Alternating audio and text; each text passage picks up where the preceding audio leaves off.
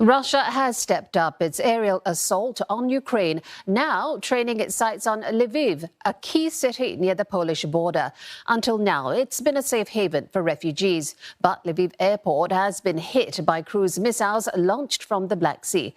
Live to our correspondents in Western Ukraine and Latvia in just a moment. But first, a look at the new battlefront in the war in Ukraine. Thick black smoke billowed over Lviv as the western city came under attack. Officials say multiple Russian cruise missiles hit areas near the airport, destroying an aircraft repair plant. No casualties have been reported. І удар ворога по місту Львову – це ще раз підтвердження того, що вони не воюють з українським військом, а воюють з населенням, з дітьми, жінками, з переселенцями. Lviv is just 70 kilometers away from the Polish border. Attacks in the western region have been rare. The city has been a safe haven during much of the war. Many Ukrainians have fled towards Lviv as they head towards Poland.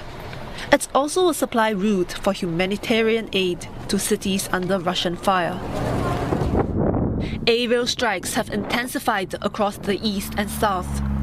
Smoke blanketed Ukraine's largest city, Kharkiv, following heavy rounds of shelling. A similar situation in the capital, Kyiv. Officials believe a downed Russian missile hit this residential building. In the southern city of Mariupol, rescue workers are digging through the rubble of a damaged theatre. The building was completely destroyed by a Russian airstrike earlier this week. More than 1,000 civilians, including women and children, were said to be sheltering there. Some survivors have emerged, but the number of casualties is still unclear. Внук вышел, все вышли мы на улицу, и я самая последняя вышла, и вот этот взрыв этот. Нас оставили без всего, мы все в подвалах. Живем, это ужас, разве можно так жить? За что? Скажите, вот за что? В чем мы виноваты? Перед кем? Russia's defense ministry says separatists in East Ukraine, with help from Russian troops, have been tightening the noose around Mariupol. The port city has seen some of the fiercest bombardments since the start of the invasion.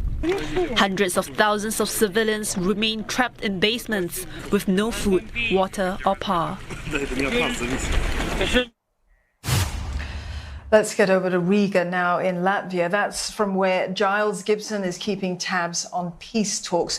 Giles, Vladimir Putin has accused Ukraine of stalling negotiations.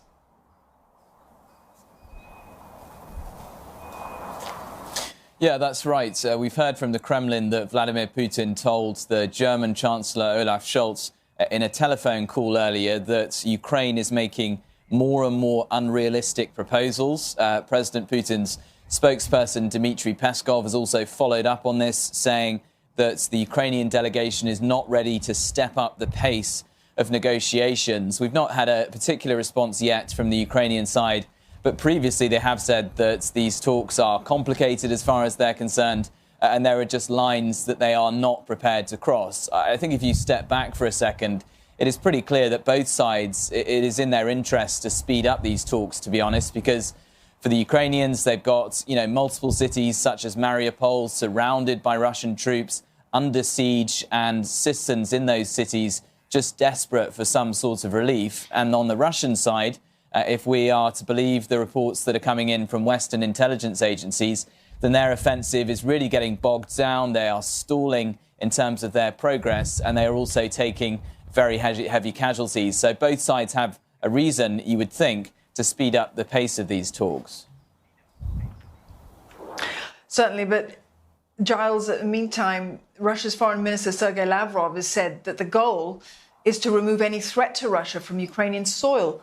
What exactly does he mean, and what does Moscow want here?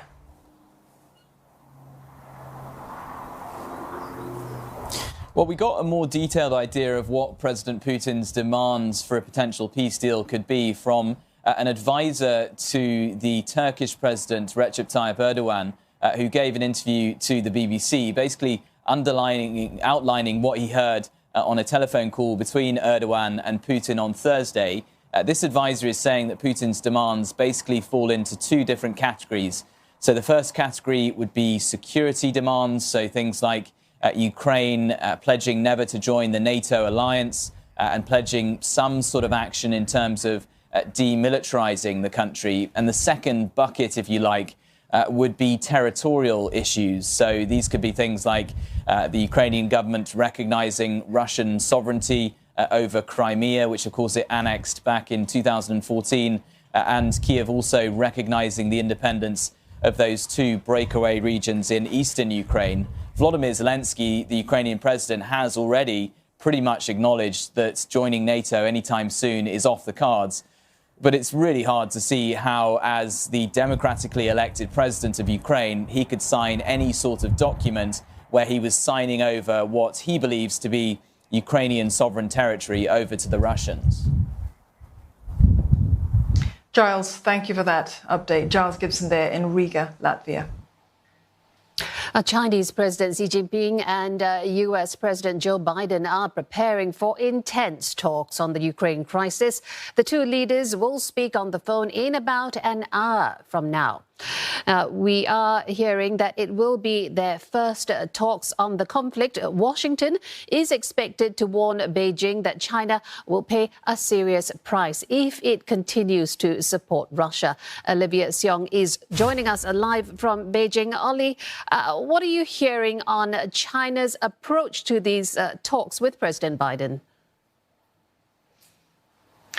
Well, Jill, you know, even as China comes under increasing international pressure to take a stance, the signals are that to its domestic audience, China is portraying that it's going into these talks from a position of strength. And we've seen the Communist Party-linked Global Times quoting an unnamed Chinese official saying that it was the U.S. that had initiated this phone call between the two leaders, and China had accepted this proposal on the account of bilateral ties as well as promoting peace talks, but also making it very clear that China wants to urge the U.S. to, quote, take the right stance. Now, this is very different from what the U.S. is saying. Mr. Biden expected to warn his Chinese counterpart that there will be consequences if China supports Russia, as there have been concerns that Beijing is considering providing military equipment to Russia in Ukraine. Now, this is something that China has said is disinformation, and we are expecting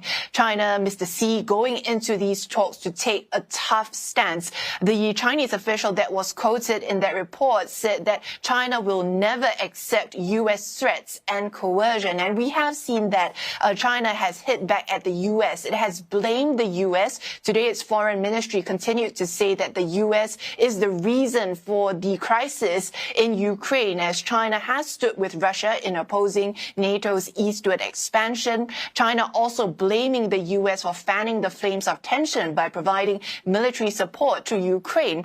The other thing that China is expected to raise in these talks are some of the issues that it considers its core interests, particularly with regard to the self-ruled island of Taiwan. Now, China feels that the U.S. has gone back on some of its commitments that it's made when the two leaders had met in a virtual summit in November.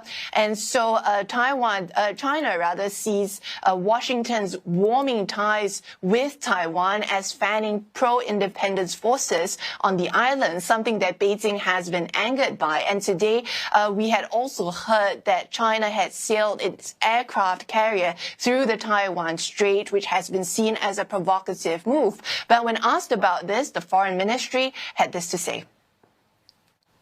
山东舰航母，它有例行的训练的安排，我们不应该把这个跟中美元首的沟通联系在一起。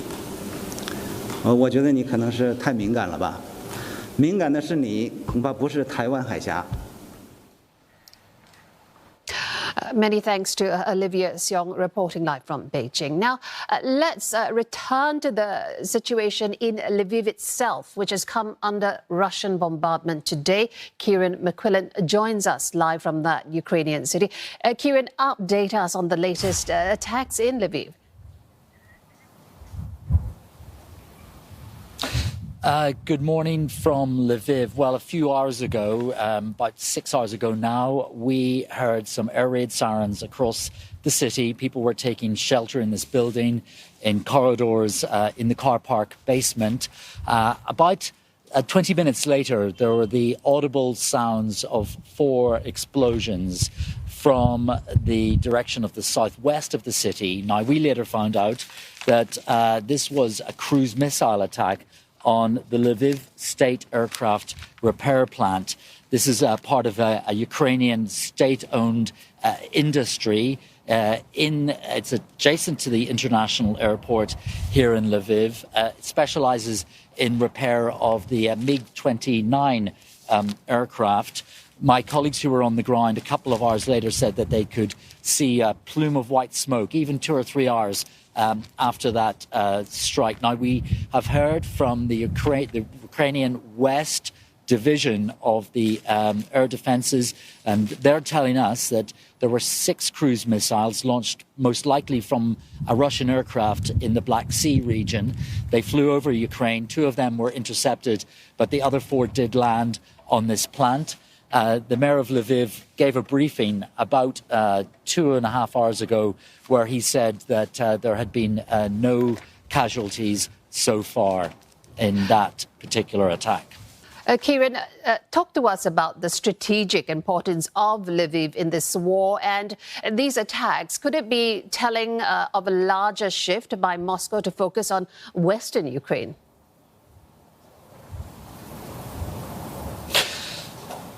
Well, Lviv has always been seen as a safe haven, as it were. You know, yesterday I was out in the old city. There were people outside in the street side cafes in the old town enjoying the sunshine, having a coffee.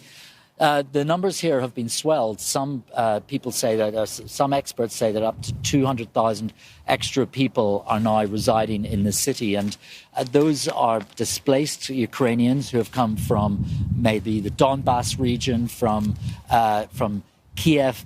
They're coming over here to stay with friends and family because they want to see whether or not the situation will improve for them and they can move back to their homes, or whether they will actually move west into Europe. So this is a very clear signal that the Russian air attack on this country is increasing. Yesterday, there was a report from Oleksiy Arestovich. He's a Ukrainian presidential advisor, and he said that the enemy knew that its defenses were lost and that more civilian attacks would take place on civilian targets to attack particularly and terrorize civilians in this part of the country. All right, Kieran McQuillan reporting live in Lviv. Thank you.